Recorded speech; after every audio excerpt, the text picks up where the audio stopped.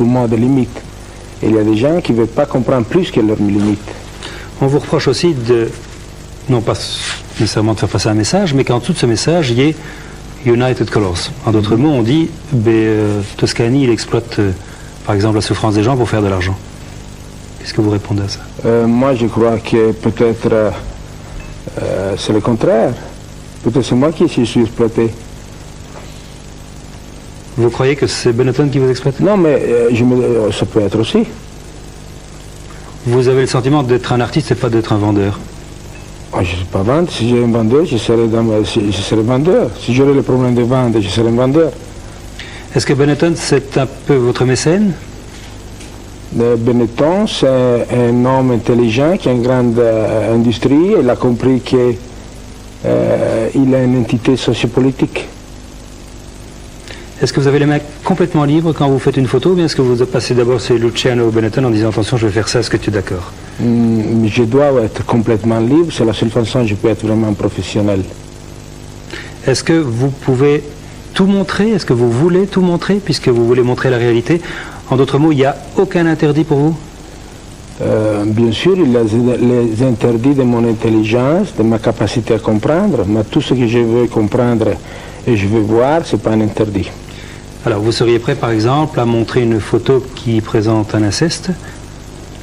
Vous savez, l'inceste, c'est un problème social. Je crois qu'une chose, c'est un problème que la société se pose. C'est peut-être intéressant de montrer ça. Tout comme montrer un vieillard qui tripote un enfant, vous le feriez aussi? Vous savez que ça arrive. Oui, mais est-ce que c'est pour ça? Le fait de le montrer, c'est pas que c'est moi qui le fais. Le fait de montrer certaines choses, c'est montrer qu'il y a certaines choses qui se passent. Et je ne sais pas pourquoi les gens ne veulent pas voir certaines réalités.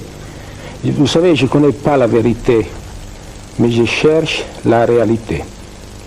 On remarque dans l'évolution de vos campagnes qu'au début les campagnes étaient assez douces. Elles portaient sur l'universalité entre les gens. On a été censurés là aussi. Oui, mais enfin, disons qu'elles étaient assez douces et que maintenant elles deviennent de plus en plus dures et en tout cas de plus en plus réalistes.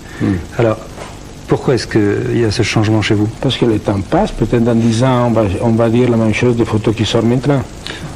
Est-ce que plus on vous censure, plus vous avez envie de devenir dur? Mais vous savez, la censure, c'est une expression limitée. On est censuré en Angleterre le matin, on va prendre les prix pour la même photo en Hollande l'après-midi. Alors, qui censure? Qui faut écouter?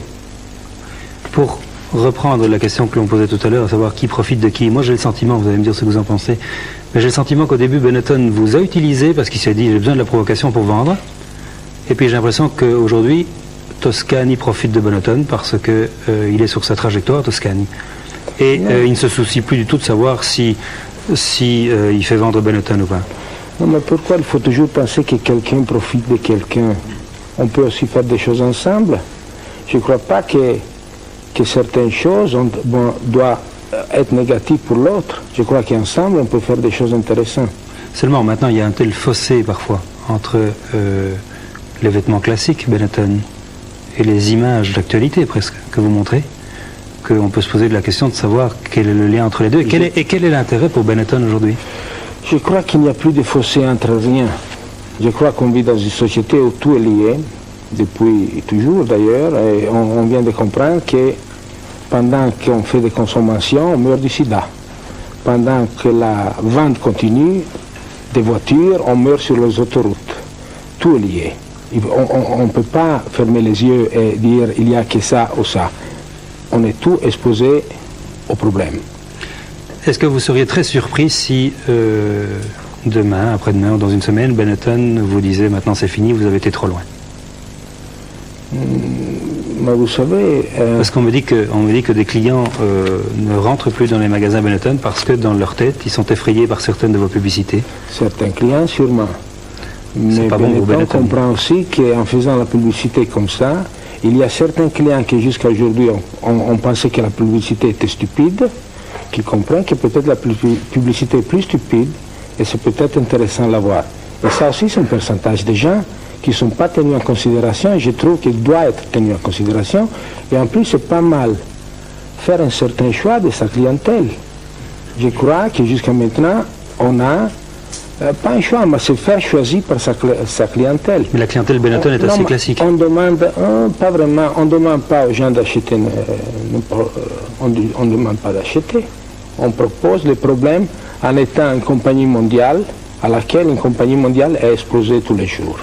Et ça sont les problèmes qu'il y a au monde. Pour vous, il n'y a pas d'art sans provocation? Mais tout art est basé sur la provocation. C'était, dans l'histoire, l'art était basé, c'était l'apport de l'art. La musique était provocatrice, la peinture, la sculpture, la littérature. Et aujourd'hui, c'est drôle que tous ces arts-là ne provoquent presque plus et la publicité provoque. Je me demande pourquoi. Est-ce que vous avez aussi le sentiment qu'il faut être, vous devez être vous-même en état d'insécurité pour être créateur? Vous devez être contesté pour bien créer? Moi, je crois que la création est basée sur l'insécurité. C'est pour ça que beaucoup, par exemple les publicitaires, ils s'arrêtent d'être créatifs et ils commencent à être des vendeurs. Je trouve qu'on a besoin beaucoup plus de créativité que de vendeurs. On trouve très facilement des vendeurs, mais des créatifs, c'est difficile à trouver. Qu'est-ce que vous pensez de la pub traditionnelle? C'est un désastre social. C'est-à-dire? On pense tout le temps que c'est stupide, mais ça c'est un grand privilège pour les publicitaires qui pensent que le public pense que la publicité c'est stupide, mais je pense qu'entre-temps qu'on pense que la publicité est stupide, elle est en train de ruiner la société. Un jour, il va y avoir le procès de Nuremberg de la publicité. Alors, Monsieur Toscani, merci pour votre témoignage. Je vous propose maintenant de regagner la table, nous attendre nos autres invités et de poursuivre le débat avec eux parce que j'imagine qu'ils ont beaucoup de choses à vous demander. Je voudrais d'ailleurs donner la parole tout d'abord à Eric David. Je rappelle que vous êtes séropositif, que vous êtes en procès actuellement contre Benetton pour la publicité qui montre les lettres HIV sur l'anatomie humaine, sur des fesses. D'homme ou de femme, Monsieur Toscani? Mais c'est pas important, vous savez. Non? Non. Mais vous pouvez nous répondre à la question? Moi, je trouve qu'il ne faut pas savoir si c'est homme ou femme, vous savez. C'est une ghettisation commune. Alors, Monsieur David, quand vous avez vu cette image pour la première fois, vous avez réagi comment?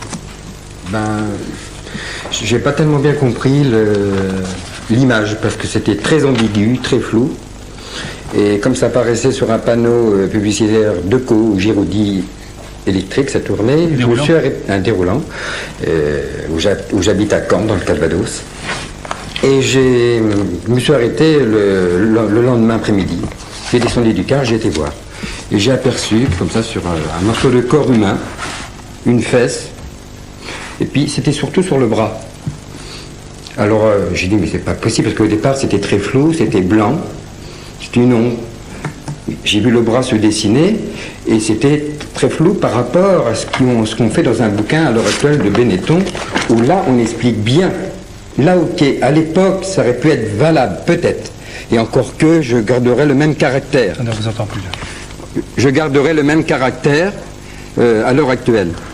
Là, on peut comprendre, on explique le mode de contamination. Mais je n'ai pas attendu Benetton pour nous apprendre, pour se préserver, pour savoir ce qu'il faut faire ou pas faire. Bon, moi... Qu'est-ce qui vous a révolté dans cette publicité avec HIV? C'est le fait qu'on vous montrait comme tatoué. Qu'est-ce qui vous a révolté? Le tatouage. Comme autant qu'à l'époque, un certain nombre de l'histoire où on a demandé aux nazis, que les nazis ont demandé aux juifs de porter l'étoile jaune, aux homosexuels le triangle jaune, de mettre un signe distinctif. Ça non, qu'on laisse les personnes qui sont malades. Parce qu'on ne peut pas se mettre à la place de la personne. Vous savez, Monsieur Toscani, Monsieur Benetton, peut-être qu'il écoute, peut-être, s'il a le câble, ou c'est peut-être enregistré, mais je le vous dis devant vous, je le ferai pas. Et j'ai envie, comme beaucoup de malades l'ont dit à une époque, j'aurais envie de vous cracher à la figure. Parce que vous savez pas la souffrance que ça peut faire. Vous savez, quand vous voyez ça, c'est pas possible, vous vous rendez pas compte. Et c'est à des fins commerciales, pour vendre des pulls, pour vendre des jeans, etc. J'ai un dossier épais comme ça. C'est tout, je dis pas les noms. Parce que le procès, tout le monde le sait. Je ne fais pas un procès pour faire du fric, comme j'ai entendu tout à l'heure. Ça, c'est pas bien. Et un